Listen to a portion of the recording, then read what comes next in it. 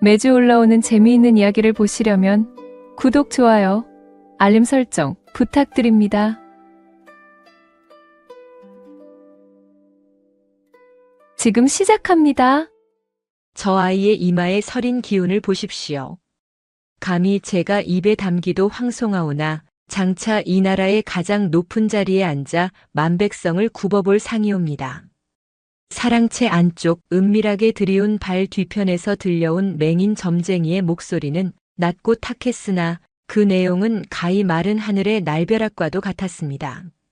안방마님 조 씨의 눈썹이 꿈틀하며 치켜 올라갔지요. 그녀는 찻잔을 쥔 손에 힘을 주며 입술을 깨물었습니다. 눈앞에 앉은 점쟁이는 앞을 보지 못하는 주제에 마치 그녀의 속내를 꿰뚫어 보듯 허공을 응시하고 있었으니까요. 가장 높은 자리라니 국모라도 된다는 말이냐? 하늘의 뜻이 그러하옵니다. 비록 지금은 초라한 행색이나 흙 속에 묻힌 옥이 빛을 발할 날이 반드시 올 것입니다. 조 씨는 비단 치맛자락 속에서 주먹을 꽉 쥐었습니다. 자신이 배 아파 낳은 딸, 금영이 아니라 전처가 남기고 간 저 천덕꾸러기 서연이 그토록 귀한 운명을 타고났다니. 도저히 용납할 수 없는 노릇이었습니다. 조 씨의 가슴 속에서 시커먼 질투의 불길이 일렁거렸습니다. 그녀는 품에서 엽전 꾸러미를 꺼내 점쟁이 앞에 던지듯 놓으며 차갑게 내뱉었습니다. 내 놈 혓바닥이 참으로 길구나. 이 말은 이방 문지방을 넘는 순간 잊어야 할 것이다. 만약 헛소문이 돈다면 내 놈의 남은 명줄은 장담치 못할 게야. 점쟁이가 물러가자 조 씨는 서늘한 눈빛으로 창밖을 내다보았습니다. 마당 한 구석 다 떨어져가는 무명 저고리를 입고 쭈그리고 앉아 콩을 고르고 있는 서연의 뒷모습이 눈에 박혔지요. 17, 꽃처럼 피어날 나이임에도 서연은 하인들보다 못한 대접을 받으며 시들어가고 있었습니다. 하지만 그 초라한 차림새로도 감출 수 없는 고귀한 기품이 서려 있어 조 씨의 심기를 더욱 거스르게 했답니다. 호랑이는 새끼 때 잡아야 후환이 없는 법이지. 싹은 미리 잘라버려야 한다. 그날 밤 조 씨는 신복인 하인 하나를 은밀히 불렀습니다. 험상궂은 인상의 사내는 조 씨가 건넨 두툼한 돈주머니를 받아들고 음흉한 미소를 지었지요. 마님, 분부만 내리십시오. 쥐도 새도 모르게 처리하겠습니다. 피를 보는 건 원치 않는다. 그저 다시는 내 눈에 띄지 않게 아주 멀리 사람이 발길 닿지 않는 깊은 산속에 버려두고 오너라. 산짐승의 밥이 되든 굶어 죽든 그것은 저 아이의 팔자일 터. 다음 날 새벽 짙은 안개가 자욱하게 깔린 산길을 달리는 짐술에 하나가 있었습니다. 영문도 모른 채 불려나온 서연은 짐짝처럼 술의 한 구석에 실려 있었지요. 덜컹거리는 진동이 불안감을 증폭시켰습니다. 아저씨, 우리는 어디로 가는 건가요? 어머님께서 절에 불공을 드리러 가라 하셨는데 길이 너무 험하지 않나요? 서연의 물음에 마부는 대답 대신 채찍을 휘두르며 말의 엉덩이를 때릴 뿐이었습니다. 칠흑 같은 어둠 속을 한참 달려 해가 중천에 떴을 무렵 수레는 인적이라곤 찾아볼 수 없는 깊은 산중 깎아지른 듯한 절벽 아래 멈춰 섰습니다. 아가씨, 여기서 내리시지요. 여기가 절인가요? 아무것도 보이지 않는데 서연이 주위를 둘러보며 머뭇거리는 사이 마부는 서연을 거칠게 끌어내려 바닥에 패대기 쳤습니다. 그리고는 뒤도 돌아보지 않고 수레를 돌려 산길을 내려가 버렸습니다. 아저씨, 아저씨, 저를 두고 가시면 어떡해요? 서연이 다급하게 외치며 뒤를 쫓았지만 수레는 야속하게도 먼지를 일으키며 시야에서 사라졌습니다. 정막만이 감도는 깊은 산속 서연은 덩그러니 홀로 남겨졌습니다. 어디선가 들려오는 짐승의 울음소리가 숲을 울렸고 서연은 공포에 질려 털썩 주저앉고 말았습니다. 어머니, 어찌 제게 이러십니까? 서연은 조 씨를 원망하며 하염없이 눈물을 흘렸습니다. 하지만 슬픔도 잠시, 해가 저물어가며 사방이 어둠에 잠기자 생존에 대한 본능이 꿈틀거렸습니다. 이대로 죽을 수는 없었습니다. 억울해서라도 반드시 살아서 돌아가리라. 서연은 입술을 깨물며 일어섰습니다. 그녀의 눈빛은 더 이상 유약한 양반집 교수의 것이 아니었습니다. 살아남아야 한다는 질긴 생명의 불씨가 그녀의 눈동자 속에서 타오르기 시작했지요. 그것은 훗날 그녀에게 닥쳐올 기이한 인연을 예고하는 서막이기도 했습니다. 어느덧 산중에도 3번의 계절이 바뀌어 앙상하던 나뭇가지에 푸른 잎이 돋아나고 있었습니다. 고운 비단신을 신었던 발에는 투박한 집신이, 윤기가 흐르던 머릿결은 아무렇게나 묶어 올린 무명천이 대신하고 있었지요. 서연은 더 이상 울기만 하던 규방의 아기씨가 아니었습니다. 거친 흙바닥을 헤집어 칡뿌리를 캐내고 독초와 약초를 구분해낼 줄 아는 산사람이 되어가고 있었습니다. 오늘따라 산새 소리가 유난히 시끄럽구나. 귀한 것이라도 눈에 띄려나? 서연은 흙투성이가 된 손으로 이마에 땀을 훔치며 중얼거렸습니다. 험준한 바위 틈을 지나 깊은 골짜기로 들어서던 그때 그녀의 눈에 기이한 광경이 들어왔습니다. 사람의 발길이 닿지 않는 깊은 숲 한가운데 쓰러진 고목 아래 웬 사내 하나가 널브러져 있었던 것입니다. 이 깊은 곳에 사람이? 조심스레 다가간 서연은 사내의 상태를 살피곤 화들짝 놀라 뒷걸음질 쳤습니다. 값비싼 도포는 찢겨 흙투성이가 되었고 창백한 얼굴에는 식은땀이 비오듯 흐르고 있었습니다. 무엇보다 오른쪽 발목이 퉁퉁 부어오른 채 검붉은 색으로 변해 있었지요. 그 곁에는 맹독을 품기로 유명한 까치살 모사가 죽은 채 뒹굴고 있었습니다. 이보시오. 정신 차리십시오. 서연이 사내의 어깨를 흔들었지만 그는 끙끙 앓는 소리만 낼 뿐 눈을 뜨지 못했습니다. 사내의 입술은 이미 보랏빛으로 변해 있었고 숨소리는 금방이라도 끊어질 듯 위태로웠습니다. 독이 온몸에 퍼지고 있어 이대로 두면 반나절도 못 버틸 텐데. 서연은 다급히 주위를 둘러보았습니다. 해독에 좋다는 풀을 찾아보려 했지만 눈에 띄는 것은 잡초뿐이었습니다. 그때 바위 틈 사이로 희미하게 반짝이는 붉은 열매가 서연의 시선을 사로잡았습니다. 5장의 잎사귀 아래 수줍게 숨어있는 그것은 신만이들도 평생에 한 번 보기 힘들다는 천년 묵은 산삼, 바로 천종산삼이었습니다. 저것은 서연의 손이 떨렸습니다. 저것만 있다면 산 아래 장터에 나가 큰 돈을 만질 수 있을 터였습니다. 어쩌면 그 돈으로 사람을 사서 자신을 버린 계모에게 복수할 수도, 다시 양반의 신분으로 돌아갈 수도 있을지 몰랐습니다. 갈등의 순간 밭은 기침소리가 서연의 귓가를 때렸습니다. 눈앞에서 죽어가는 사람을 외면하고 부귀를 택한다면 그녀를 버린 계모와 다를 바가 무엇이겠습니까? 서연은 잠시 흔들리던 눈빛을 거두고 단호하게 바위 틈으로 손을 뻗었습니다. 그래, 사람 목숨보다 귀한 것이 어디 있겠느냐. 내 운명이 여기까지는 아닌 모양이다. 서연은 정성스레 캐낸 산삼을 계곡물에 씻어 돌로 지식였습니다.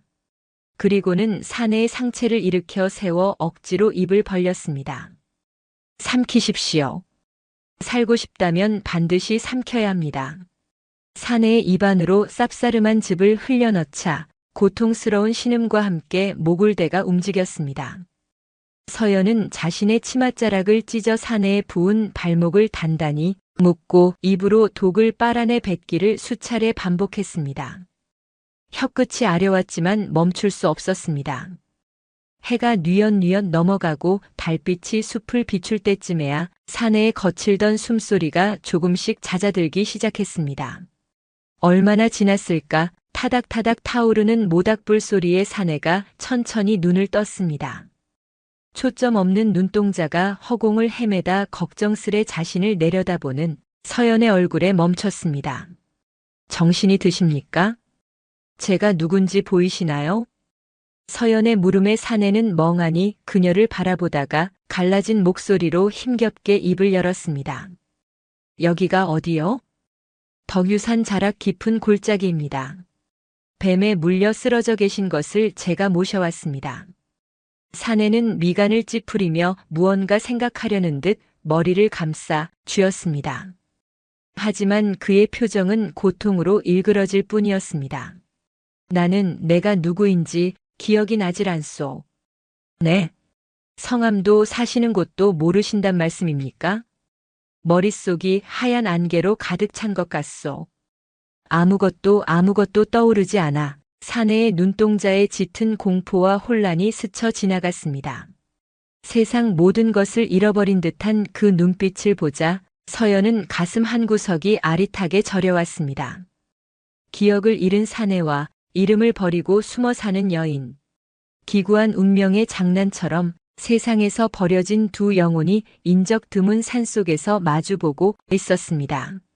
기억이 돌아올 때까지 여기에 머무르시지요. 갈 곳도 없으신 듯하니. 사내는 한참을 침묵하더니 고개를 들어 서연을 바라보며 조심스레 입을 열었습니다. 그래도 되겠소? 이름 모를 낭자에게 너무 큰 신세를 지는구려. 신세라니요. 귀한 약초를 드셨으니 몸값은 하셔야지요. 다 나으시면 제 나무꾼 노릇이라도 해주셔야겠습니다. 서연은 짐짓 퉁명스레 말하며 사내에게 따뜻한 물 한 사발을 건넸습니다.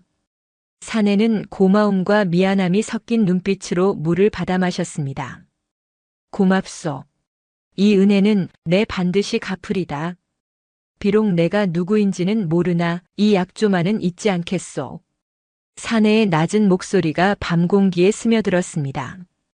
그것은 단순한 감사의 인사가 아니라 보이지 않는 붉은 실처럼 두 사람을 올가매는 새로운 족쇄의 시작이었습니다. 타오르는 모닥불 불꽃 사이로 두 사람의 그림자가 하나로 겹쳐지며 길게 일렁였습니다. 콰직! 경쾌한 파열음과 함께 굵은 통나무가 단번에 두 쪽으로 갈라졌습니다. 서늘한 산바람을 가르며 내리꽂히는 도끼날에는 망설임이 없었지요. 사내의 이마에 맺힌 땀방울이 턱선을 타고 흐르자 서연은 들고 있던 못이 수건을 건네며 혀를 내둘렀습니다. 도령, 그만 쉬엄쉬엄 하시지요. 겨울 땔감은 이미 창고가 터져나갈 지경입니다. 아직 해가 남았잖소. 당신이 밤새 추위에 떨지 않으려면 이 정도로는 부족하오. 사내는 빙그레 웃으며 소매를 걷어붙였습니다. 처음 발견되었을 때의 창백하고 유약해 보이던 모습은 온데간데 없었습니다. 비록 거친 삼배옷을 걸쳤으나 장작을 패고 짐승을 손질하는 그의 몸짓에는 범접할 수 없는 기품과 단단함이 배어 있었지요. 서연은 그 낯선 조화가 신기하면서도 가슴 한편이 아릿해지는 것을 느꼈습니다. 기억도 잃고 이름도 잃으셨으면서 어찌 이리 굳은 일은 타고난 사람처럼 잘하십니까? 서연이 짐짓 타박하듯 묻자 사내는 잠시 도끼를 내려놓고 진지한 눈빛으로 서연을 응시했습니다. 글쎄, 내 머릿속은 텅 비어 있으나 몸은 누군가를 지키는 일에 익숙한 듯하오. 예전에 내가 누구였는지는 모르겠으나 지금의 내가 해야 할 일은 명확하지 않소? 그게 무엇입니까? 당신이 험한 산길에서 넘어지지 않게 돌을 치우고 찬바람에 언손을 녹일 불을 피우는 것. 그것이 내게 남은 유일한 쓰임새일 테지요. 사내의 덤덤한 고백에 서연의 얼굴이 붉게 달아올랐습니다. 그는 빈말을 할 줄 모르는 사람이었습니다. 지난달 폭우로 계곡물이 불어 서연이 고립되었을 때도 그는 망설임 없이 급류에 뛰어들어 자신의 몸을 다리가 되게 하였지요. 서연에게 그는 더 이상 굴러들어온 식객이 아니라 험난한 세상에서 유일하게 등을 맞댈 수 있는 단단한 벽이었습니다. 그날 저녁 밥상을 물린 두 사람은 툇마루에 나란히 앉아 쏟아지는 별을 바라보았습니다. 풀벌레 소리만이 고요한 정막을 채우고 있었지요. 서연은 문득 불안한 마음이 들어 사내의 옷자락을 조심스레 쥐었습니다. 혹여 기억이 돌아오면 떠나실 겁니까? 대개는 기다리는 처자식이 있을지도 모르고 대단한 벼슬을 하던 분일지도 모르는데 사내는 서연의 떨리는 손등 위에 자신의 크고 거친 손을 포개어 덮었습니다. 그의 손바닥에서 전해지는 온기가 서연의 불안을 잠재우듯 따스했습니다. 내게 과거는 안개 속 허상일 뿐이요. 하지만 당신과 함께한 이 산속의 시간은 만질 수 있고 느낄 수 있는 진실이지 않소. 만약 내가 왕이라 해도 당신이 없는 옥좌보다는 이 산속의 흙바닥이 더 귀하게 느껴질 것이요. 말씀이라도 고맙습니다. 허나 세상 일이 어찌 뜻대로만 되겠습니까? 약조하리다. 비록 내 이름 석자는 모를지언정 내 심장이 누구를 향해 뛰는지는 잊지 않을 것이요. 세상이 우리를 갈라놓으려 한다면 내가 그 세상을 등지겠소. 사내의 눈빛은 밤하늘의 북극성처럼 흔들림이 없었습니다. 서연은 그 눈빛 속에서 자신을 올가매던 버려진 자라는 굴레가 풀리고 사랑받는 자라는 새로운 인연의 끈이 단단히 묶이는 것을 느꼈습니다. 그것은 억압이 아닌 두 영혼이 서로에게 기꺼이 귀속되기를 자처하는 가장 아름다운 속박이었지요. 그럼 제게도 약조 하나 해주십시오. 서연이 눈시울을 붉히며 말했습니다. 말해보시오. 무엇이든. 부디 다치지 마십시오. 당신이 아프면 제 세상도 무너집니다. 제가 당신을 살려낸 그날부터 당신의 목숨은 당신 혼자만의 것이 아닙니다. 알겠소. 내 몸을 아끼기를 당신을 대하듯 하리다. 사내는 서연의 머리카락을 조심스럽게 쓸어 넘겼습니다. 거칠어진 손길이었으나 그 다음은 깃털처럼 조심스럽고 애틋했습니다. 두 사람 사이에는 더 이상 긴 말이 필요 없었습니다. 장작 타는 냄새와 흙내음, 그리고 서로의 숨결만이 존재하는 그 작은 오두막은 세상의 모든 위협으로부터 격리된 그들만의 견고한 성이었습니다. 하지만 산 아래 어둠이 짙게 깔린 한양의 밤거리는 이들의 평화와는 다르게 긴박하게 돌아가고 있었습니다. 횃불을 든 무리가 산을 향해 좁혀오고 있다는 사실을 꿈같은 행복에 취한 두 사람은 아직 알지 못했지요. 그들의 머리 위로 불길한 바람이 나뭇가지를 흔들며 지나갔습니다. 평온하던 산중의 정막이 깨지는 것은 순식간이었습니다. 아침 안개를 찢고 들려온 것은 요란한 말발굽 소리와 거친 쇠붙이들이 부딪히는 소음이었지요. 서연이 놀란 가슴을 부여잡고 툇마루로 나섰을 때 이미 오두막 주위는 붉은 갓을 쓰고 창을 든 관군들에게 겹겹이 포위된 뒤였습니다. 네 이놈들. 감히 여기가 어디라고 함부로 들어오느냐. 장작을 패던 사내가 도끼를 고쳐 쥐며 앞을 가로막았습니다. 그의 등은 평소처럼 넓고 단단해 보였으나 서연은 본능적으로 알 수 있었습니다. 저 수많은 칼날 앞에서 도끼 한 자루는 너무나 위태로운 것이었음을. 그때 관군들의 무리가 양옆으로 갈라지며 비단 관복을 입은 중년의 사내가 걸어 나왔습니다. 날카로운 눈매의 그는 사내의 얼굴을 뚫어지게 쳐다보더니 이내 믿을 수 없다는 듯 입술을 떨었습니다. 그리고는 흙바닥에 납작 엎드려 대성통곡을 하는 것이 아니겠습니까? 전하, 주상 전하, 살아계셨사옵니까? 소신 죽을 죄를 지었습니다. 그의 외침이 신호탄이라도 된 듯 주위를 둘러싼 수십 명의 관군이 일제히 무릎을 꿇고 머리를 조아렸습니다. 전하, 옥체를 보전하시옵소서. 산천이 울릴 듯한 함성의 서연은 털썩 주저앉고 말았습니다. 전하라니. 내 지아비가 밥을 짓고 나무를 하던 이 사내가 나라님의 존체란 말인가. 서연의 시선이 떨리는 눈으로 사내를 향했습니다. 하지만 사내의 반응은 더욱 기이했습니다. 그는 도끼를 툭 떨어뜨리더니 마치 벼락을 맞은 사람처럼 머리를 감싸 쥐고 비명을 지르기 시작했습니다. 으악! 머리가 깨질 듯하오. 여보! 정신 차리세요. 여보! 서연이 다가가 팔을 붙들려 했으나 관군들이 창끝을 겨누며 그녀를 막아섰습니다. 물러서라. 감히 어느 안전이라고 옥체에 손을 대려 하느냐. 사내는 바닥을 구르며 괴로워했습니다. 그의 머릿속에서 봉인되었던 거대한 둑이 무너지고 있었습니다. 뱀에 물려 사경을 헤매던 기억 대신 칠흑 같은 밤 자객들에게 쫓겨 벼랑 끝으로 몰리던 기억이, 용상에 앉아 신하들을 호령하던 서늘한 기억이 해일처럼 밀려들어왔던 것입니다. 과거의 기억이 돌아오는 순간 역설적이게도 산속에서의 기억은 썰물처럼 빠져나가기 시작했습니다. 한참을 거친 숨을 몰아쉬던 사내가 천천히 고개를 들었습니다. 헝클어진 머리카락 사이로 드러난 눈빛은 방금 전까지 서연을 바라보던 다정한 나무꾼의 것이 아니었습니다. 서리빨처럼 차갑고 위험서린 진정한 군주의 눈빛이었지요. 그는 자신의 남루한 옷차림을 보고 미간을 찌푸리더니 엎드려 있는 신하를 향해 낮지만 힘있는 목소리로 명했습니다.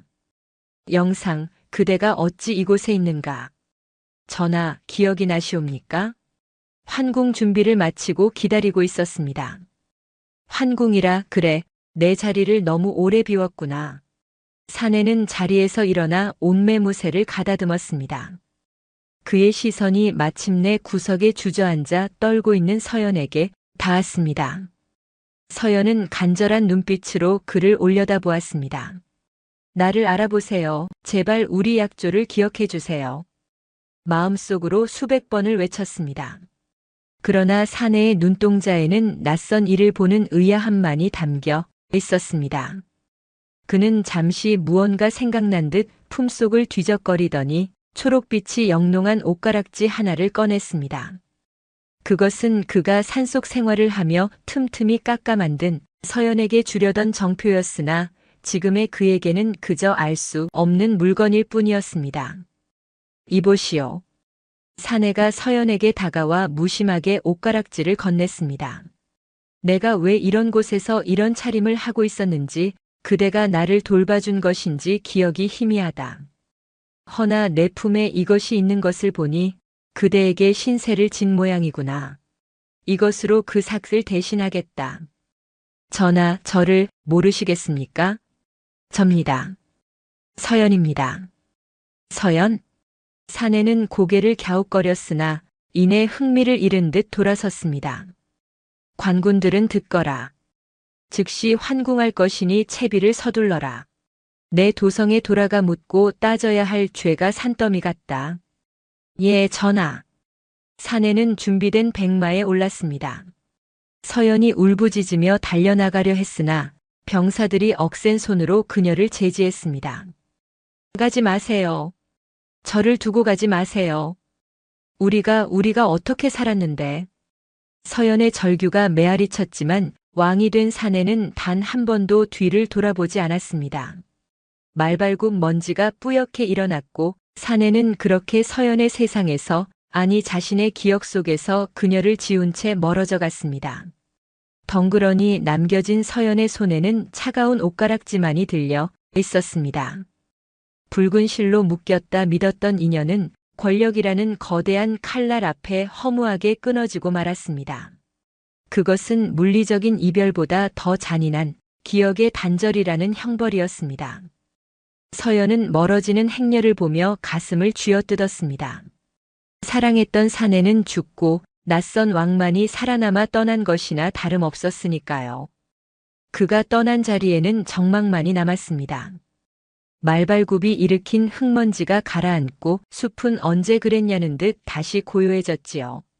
하지만 서연의 시간은 그날 그 순간에 멈추어 버렸습니다. 텅 빈 오두막에 홀로 앉아있으면 장작을 패던 그의 숨소리와 투박하게 건네던 농담들이 환청처럼 귓가를 맴돌았습니다. 가라고 하셨습니까? 잊으라고 하셨습니까? 서연은 손에 쥔 옷가락지를 하염없이 문질렀습니다. 차가운 옥의 감촉이 마치 변해버린 그의 눈빛 같아 가슴이 미어지는 듯 했지요. 하지만 서연은 주저앉아 울고만 있지 않았습니다. 그가 기억을 잃었다면 그 기억을 대신 붙들고 있어야 할 사람이 필요했습니다. 그것이 비록 평생을 홀로 기다려야 하는 형벌 같은 삶일지라도 말입니다. 다음 날부터 서연은 산 어귀로 나갔습니다. 계곡물에 씻겨 둥그러진 돌 하나를 주워 그가 떠나간 길목이 잘 보이는 바위 위에 조심스레 올려놓았습니다. 이 돌은 당신이 처음 눈을 떴던 아침을 위한 것입니다. 서연은 나지막이 중얼거리며 돌을 쓰다듬었습니다. 이 돌은 당신이 제 발을 씻겨주던 날을 기억하기 위함이고요. 하나, 둘, 돌이 쌓여갔습니다. 비가 오면 비를 맞고 눈이 오면 눈을 맞으며 서연은 하루도 거르지 않고 돌탑을 쌓았습니다. 그것은 단순한 돌무더기가 아니었습니다. 끊어진 인연을 잇고자 하는 간절한 기도이자 잊혀짐을 거부하는 그녀만의 투쟁이었습니다. 계절이 수없이 바뀌었습니다. 산 아래 마을에는 미친 여자가 산 입구에서 귀신을 기다린다는 흉흉한 소문이 돌기도 했지요. 어느 늦가을 산을 지나던 늙은 스님 한 분이 돌탑 앞에서 합장하고 있는 서연을 보고 발걸음을 멈추었습니다. 나무아미타불, 보살님, 이 탑은 무엇을 위해 이토록 공들여 쌓으십니까? 스님의 물음에 서연은 헝클어진 머리를 쓸어 넘기며 희미하게 웃었습니다. 그녀의 얼굴에는 고단한 세월의 흔적이 내려앉아 있었으나 눈빛만은 여전히 맑고 깊었습니다. 기다리는 분이 계셔서 그럽니다. 길을 잃으셨을까봐 돌아오시는 길 훤히 보시라고 표식을 세우는 중입니다. 돌아오지 않을 사람이라면 그 기다림은 스스로를 가두는 감옥이 될 뿐입니다. 이제 그만 마음의 짐을 내려놓으시지요. 스님은 혀를 차며 안타까워했습니다. 하지만 서연은 고개를 저으며 또 하나의 돌을 탑 위에 올렸습니다. 스님, 제게는 이것이 감옥이 아니라 숨구멍입니다. 그분은 저를 잊으셨으나 저는 그분을 압니다. 세상 천지가 다 그분을 우러러보며 칭송한다 해도 그분의 시린 손을 잡아줄 사람은 저 하나뿐인걸요. 참으로 질긴 인연이로고. 그분의 업보가 보살님의 짐이 되었군요. 짐이라뇨. 그분이 제게 남겨주신 유일한 것입니다. 이 옷가락지 하나, 그리고 함께했던 계절들, 그것이면 족합니다. 서연이 품에서 꺼내 보인 초록빛 가락지가 가을 햇살을 받아 영롱하게 빛났습니다. 스님은 더 이상 권하지 못하고 그저 서연의 뒷모습을 향해 깊이 허리를 숙인 뒤 지팡이 소리를 내며 멀어질 뿐이었습니다. 세월은 무심하게 흘러갔습니다. 서연의 고운 손마디는 굵어졌고 검던 머리칼에는 서리가 내린 듯 희끗한 기운이 돌기 시작했습니다. 하지만 돌탑은 나날이 높아져 이제는 장정의 키를 훌쩍 넘는 거대한 탑이 되었습니다. 마을 사람들도 처음에는 손가락질했으나 비가 오나 눈이 오나 그 자리를 지키는 서연의 정성에 감복하여 하나둘씩 돌을 보태어 주기도 했지요. 아주머니, 오늘도 나오셨소? 날이 이리 찬데 몸 상하겠소. 약초를 캐러 온 마을 청년이 걱정스레 물으면 서연은 언손을 호호 불며 대답했습니다. 괜찮습니다. 오늘은 바람이 북쪽에서 부니 한양 소식을 실어올지도 모르지요. 한양이라 임금님 계신 곳 말이오. 거긴 구중궁궐이라 우리 같은 백성들 소리는 닿지도 않을 텐데. 닿지 않아도 괜찮습니다. 제가 여기 있다는 것만 잊지 않으면 됩니다. 언젠가 그분이 아주 지치고 힘들 때 문득 뒤를 돌아보았을 때 제가 보이지 않으면 얼마나 쓸쓸하시겠습니까? 서연의 시선은 먼 산등성이 넘어 보이지 않는 한양 하늘을 향해 있었습니다. 그녀의 사랑은 소유하는 것이 아니라 그저 그 자리에 변함없이 존재함으로써 완성되는 것이었습니다. 어느덧 돌탑은 이정표가 되어 산을 오르는 사람들은 누구나 한 번쯤 멈춰서서 소원을 빌고 가는 명물이 되었습니다. 사람들은 그 탑을 망부탑이라 불렀으나 서연에게는 그저 기억의 집이었습니다. 궁궐의 높은 담장에 갇힌 그가 유일하게 쉴 수 있는 보이지 않는 영혼의 안식처였지요. 그날 밤도 서연은 탑 주위를 돌며 기도를 올렸습니다. 부디 강건하십시오. 부디 평안하십시오. 저를 잊은 대가로 당신이 행복하다면 저는 1000번이고 10,000번이고 잊혀져도 좋습니다. 밤바람에 실려 흩어지는 서연의 독백은 처연하도록 아름다웠습니다. 산속의 돌탑은 침묵 속에 그 모든 사연을 품은 채 우직하게 서연의 곁을 지키고 있었습니다. 머지않아 다가올 재회의 순간을 예비하듯 말입니다.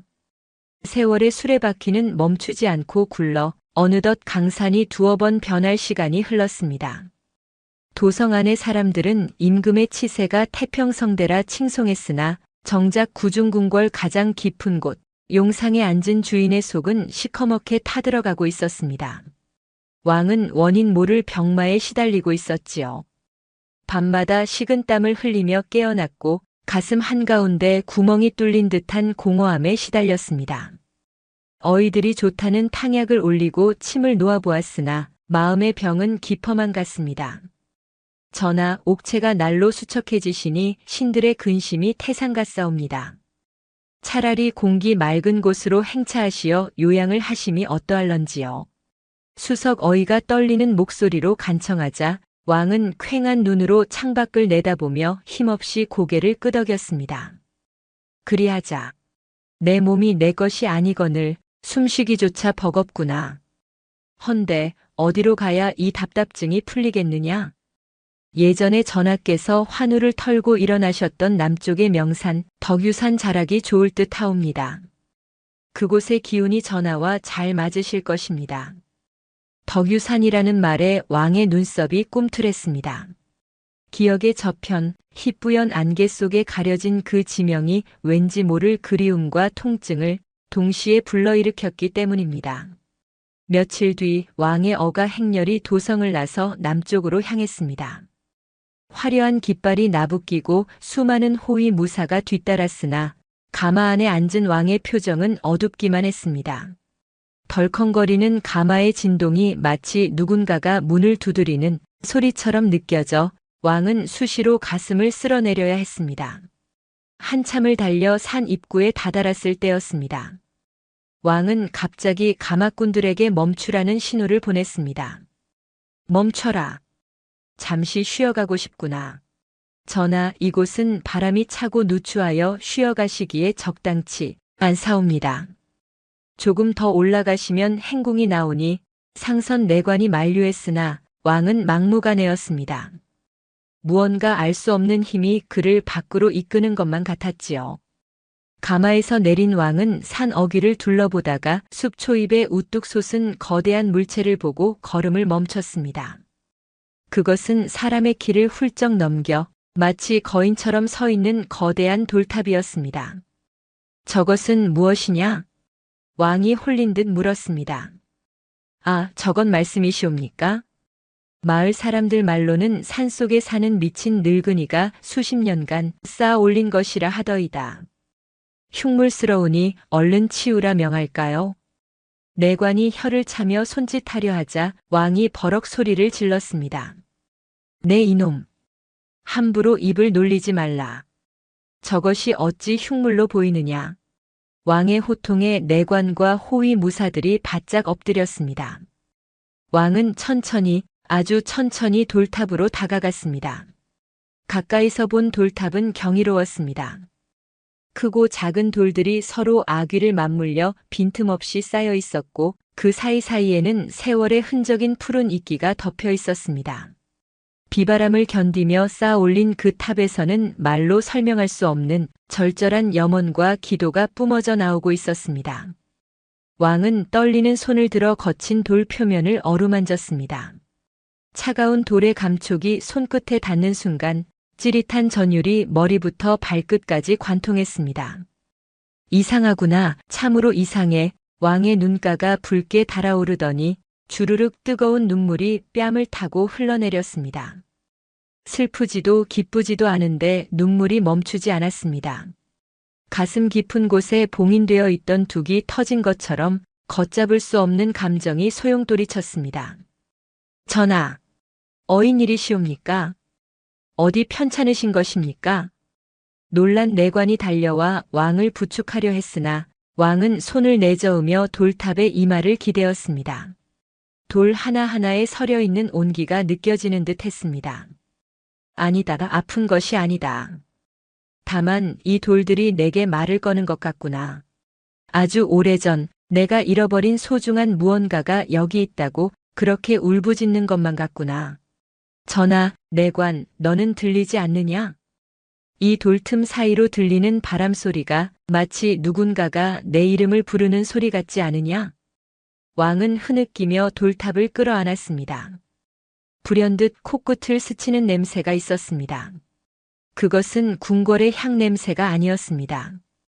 젖은 흙내음, 마른 장작 타는 냄새, 그리고 희미하게 배어있는 쌉싸름한 약초 냄새였습니다. 그 향기가 코끝에 닿자 머릿속을 꽉 채우고 있던 하얀 안개가 서서히 걷히기 시작했습니다. 도령, 그만 쉬엄쉬엄 하시지요. 당신이 아프면 제 세상도 무너집니다. 어디선가 맑고 고운 여인의 목소리가 환청처럼 들려왔습니다. 왕은 숨을 헐떡이며 주위를 둘러보았습니다. 낯익은 사무치게 낯익은 풍경이 눈에 들어왔습니다. 저기 저 굽은 소나무, 툭 튀어나온 바위, 자신이 매일같이 지게를 지고 오르내리던 그 길이었습니다. 아, 왕의 입에서 탄식이 터져 나왔습니다. 머리가 깨질 듯한 통증과 함께 파편처럼 흩어졌던 기억들이 하나둘씩 제자리를 찾아가고 있었습니다. 자신이 누구를 잊고 살았는지, 자신이 두고 온 것이 단순한 기억이 아니라 한 사람의 인생이었음을 깨닫는 순간이었습니다. 내가 무슨 짓을 한 것이냐? 왕은 돌탑 앞에 무릎을 꿇고 오열했습니다. 위험 있는 군주의 모습은 온데간데 없고 죄책감과 그리움에 사무친 한 사내만이 그곳에 있었습니다. 그의 눈물은 돌탑을 적시고 메마른 땅을 적셨습니다. 그것은 닫혀있던 기억의 빗장을 여는 열쇠이자 오랜 세월 홀로 기다려온 여인에게 보내는 늦은 답장이었습니다. 그때였습니다. 돌탑 뒤편 덤불숲 사이에서 바스락거리는 소리가 들려왔습니다. 인기척을 느낀 왕이 젖은 눈을 들어 그곳을 바라보았습니다. 누구냐? 그곳에 누가 있는 것이냐? 대답 대신 거친 숨소리만이 들려왔습니다. 왕은 비틀거리는 다리를 일으켜 소리가 난 곳으로 한 걸음씩 다가갔습니다. 심장이 터질 듯 요동쳤습니다. 이 돌탑의 주인, 자신의 잃어버린 반쪽이 그곳에 있을 것만 같은 강렬한 예감이 그를 이끌었습니다. 떨리는 손으로 덤불을 헤치자 그곳에는 허름한 무명옷을 입은 한 노파가 웅크리고 있었습니다. 희끗희끗한 머리카락은 아무렇게나 헝클어졌고 얼굴에는 고단한 세월이 만든 주름이 깊게 패어 있었지요. 그녀는 화려한 비단옷을 입은 사내가 나타나자 소스라치게 놀라며 뒷걸음질 쳤습니다.